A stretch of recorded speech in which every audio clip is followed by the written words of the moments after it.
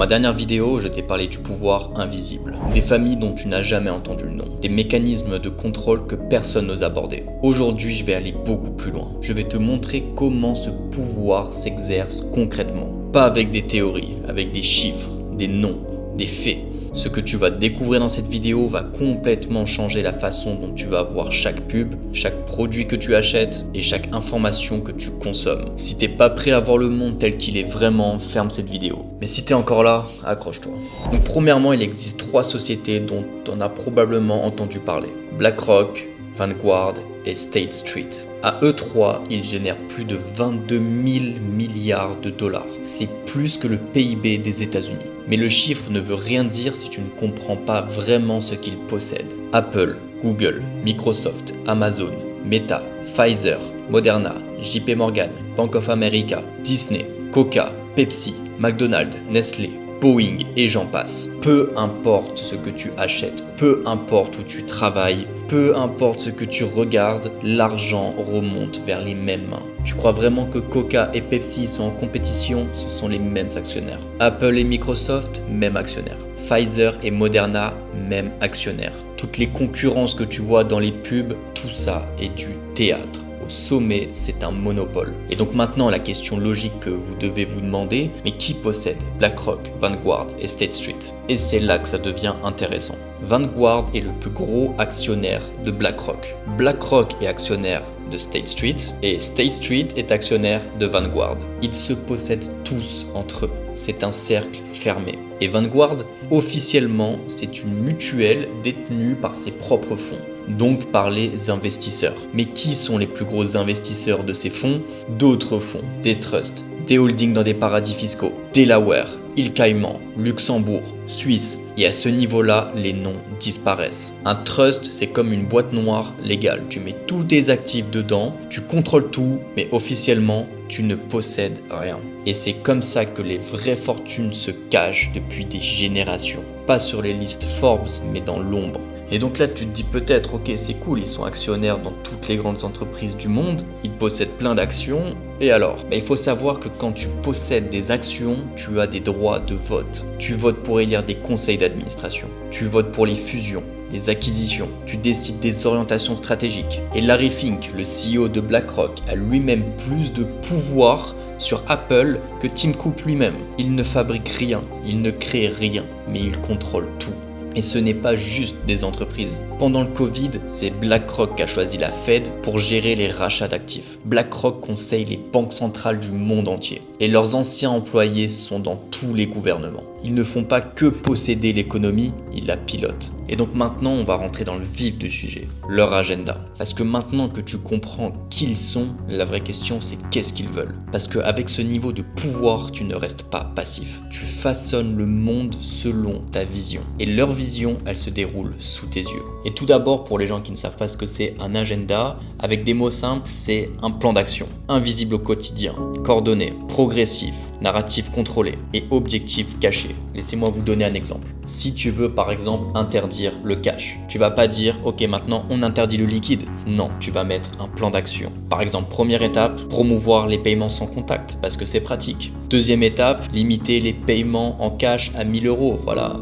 Parce que c'est contre le terrorisme. Étape 3, fermer les distributeurs parce que c'est pas rentable. Quatrième étape, rendre des services uniquement accessibles en ligne. Et étape 5, lancer une monnaie numérique. 10 ans plus tard, le cash n'existe plus et personne n'a jamais voté pour ça. C'est ce qu'on appelle un agenda. Donc ça, c'était juste pour vous montrer qu'est-ce qu'un agenda. Mais maintenant, on va voir l'agenda que l'élite est en train de mettre en place sur nous. Et des agendas, il y en a plusieurs. Moi, je vais vous en parler de 7 qui sont pour moi les plus importants et les plus visibles. Premier agenda, le contrôle des entreprises. ESG, environnemental, social, gouvernance. On te vend ça comme sauver la planète, diversité, entreprise responsable, mais en réalité c'est un système de notation. BlackRock note les entreprises. Si ton score est mauvais, ils désinvestissent dans ta société. Ils votent contre toi. Tu dois te conformer pour survivre. Et qui décide de ce qui est bien ou mal? Larry Fink. Donc pour résumer, un gestionnaire d'actifs non élu décide des politiques de toutes les plus grandes entreprises du monde. C'est pas de la démocratie, c'est du contrôle déguisé en moralité. Et pendant tout ce temps-là, BlackRock investit massivement dans le pétrole et l'armement. Donc l'ESG, c'est pour toi, pas pour eux. Leur deuxième agenda, tu ne posséderas rien. Vous avez déjà peut-être entendu la phrase « tu ne posséderas rien et tu seras heureux ». Donc non, c'est pas une théorie du complot, c'est une citation officielle du World Economic Forum pour 2030. On est averti ouvertement à ciel ouvert de tout ce qui est en train de se passer. Et regarde ce qui se passe. BlackRock achète individuellement des maisons en masse, des quartiers entiers aux États-Unis. Les prix explosent, les jeunes ne peuvent plus acheter et donc ils doivent louer. Louer à qui ? À BlackRock. Et l'objectif, il est clair. Transformer une génération de propriétaires en locataires permanents. Des gens qui ne possèdent rien, des gens dépendants. Un locataire, ça obéit. Un propriétaire, c'est plus difficile à contrôler. Leur troisième agenda, c'est le contrôle de l'argent. CBDC, monnaie numérique de banque centrale. Donc ça, c'est ce qu'on te dit. C'est pratique, c'est moderne, c'est sécurisé. Fini l'argent liquide sale. Mais ce qu'on ne te dit pas, c'est que chaque transaction est tracée. Ton argent peut être programmé. Il peut expirer après un certain temps. Il peut être limité à certains achats. Et surtout, on peut te couper l'accès en un seul clic. Juste imagine, tu postes quelque chose sur les réseaux sociaux qu'ils n'aiment pas. Boum, le lendemain, ta carte ne marche plus. Pas d'appel, pas de procès, juste désactivé. Et la Chine teste déjà ce système. L'Europe et les États-Unis préparent le leur. C'est pas de l'argent, c'est une laisse économique. Quatrième agenda, le contrôle de la nourriture. Ça, c'est ce qu'on te répète à longueur de journée. La viande, c'est mal pour la planète. Mange des insectes, de la viande synthétique. Les fermes traditionnelles polluent. Et pendant ce temps, Bill Gates est devenu le plus grand propriétaire de terres agricoles aux États-Unis. BlackRock investit en masse dans la viande de laboratoire. Les régulations détruisent les petits fermiers. Pays-Bas, Irlande, Canada. L'objectif, éliminer l'agriculture indépendante. Centraliser la production alimentaire. Te rendre dépendant de nourriture créée par des corporations. Celui qui contrôle la nourriture contrôle le peuple. Et c'est pas nouveau, c'est juste plus sophistiqué. Le cinquième agenda, c'est le contrôle de la santé. Et regarde ce qui s'est passé pendant le Covid. Pfizer, Moderna, même actionnaire. BlackRock, Vanguard. Les médias qui poussent le vaccin, même actionnaire. Les réseaux sociaux qui censurent vos questions, même actionnaire. Ça reste toujours BlackRock, Vanguard, State Street. Les gouvernements qui imposent, conseillés par les mêmes gens. Est-ce que tu vois le schéma ? Le même groupe possède le problème, la solution et le narratif. Ils créent la peur et ils vendent le remède. Et ils font taire tous ceux qui posent des questions. Et ce qui s'est normalisé, donc le pass sanitaire, les identités numériques, l'obéissance pour le bien commun, tout ça était un test et on l'a raté. Le sixième agenda, c'est le contrôle de l'esprit. On te vend l'inversion comme du progrès. Si tu es quelqu'un qui prend soin de toi, qui fait du sport, tu es quelqu'un de bizarre. Si tu es en surpoids ou en mauvaise condition physique, tu vas être célébré. Body positivity. Les enfants, dès leur plus jeune âge, sont sujets à se questionner sur leur orientation sexuelle. Est-ce qu'ils sont garçons ? Est-ce qu'ils sont filles ? Est-ce qu'ils sont aucun des deux ? Est-ce qu'ils sont bi ? Est-ce qu'ils doivent devenir trans ? Tout ça est diffusé dans les dessins animés et de tout ce qu'ils regardent depuis qu'ils sont petits. Et je dois vous rappeler qu'un enfant se construit de l'âge de 0 à 7 ans. Et qui contrôle tous les dessins animés ? Toujours les mêmes actionnaires. BlackRock, Vanguard, State Street. On te vend la maladie comme quelque chose de normal. Les rues sont infestées de pubs, de panneaux publicitaires, de McDo, de malbouffe. On te vend littéralement la maladie comme un choix de vie. Tout ça est dans le but de t'affaiblir, car un humain faible est un humain contrôlable. Un humain confus ne se rebelle pas.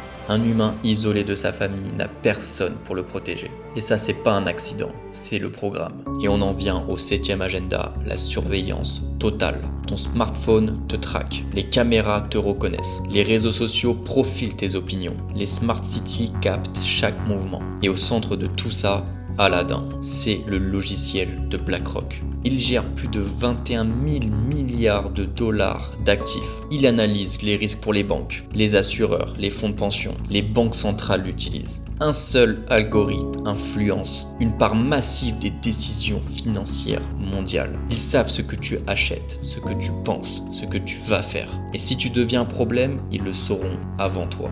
Et donc maintenant que vous avez tous ces agendas en tête, prenez du recul une seconde. Comme je vous ai dit, ESG, il contrôle toutes les entreprises. Immobilier, tu ne possèdes plus rien. CBDC, il contrôle ton argent. Alimentaire, il contrôle ce que tu manges. Santé, il contrôle ton corps. Médias, il contrôle ce que tu penses. Surveillance, ils savent tout. Et c'est pas des théories séparées, c'est un système. Tous ces agendas ont un point commun, t'affaiblir. Car un humain en bonne santé est dangereux. Un humain qui possède est indépendant. Un humain qui pense est imprévisible. Donc il t'attaque sur tous les fronts. Ta santé, donc nourriture transformée, fast-food partout, médicaments à vie. Ta propriété, tu loues tout, tu ne possèdes plus rien. Ton esprit, division, confusion, inversion des valeurs. Ta famille, isolement, dépendance à l'État. L'objectif, réduire l'être humain, le rendre faible, dépendant, contrôlable. Un sous-humain qui obéit sans se questionner. Et faisons une petite parenthèse sur les smart cities. On te vend ça comme le futur, pratique, écologique, connecté. Mais en réalité, chaque mouvement est traqué, chaque achat enregistré, chaque interaction surveillée, des villes-prisons à ciel ouvert. Et tu te demandes pourquoi on parle déjà de reconstruire Gaza en Smart City depuis 2 ans avec un énorme plan de reconstruction. Pourquoi après chaque catastrophe naturelle, incendie, ouragan, tremblement de terre, les mêmes investisseurs arrivent au même moment pour reconstruire? C'est pas de la charité. C'est de l'opportunité. Et ce sont toujours les mêmes acteurs. Tu détruis l'ancien, tu reconstruis selon ton design. Et les gens n'ont pas le choix, ils doivent l'accepter. Et donc, quelle est l'étape suivante? Ton cerveau. Tiens, regarde ce qui se passe. Apple sort des applications transparentes, des interfaces qui flottent dans ton champ de vision. Ils habituent ton cerveau à fusionner avec le digital. Les casques VR, tu passes des heures dans un monde virtuel. Tu t'habitues littéralement à vivre dans une simulation.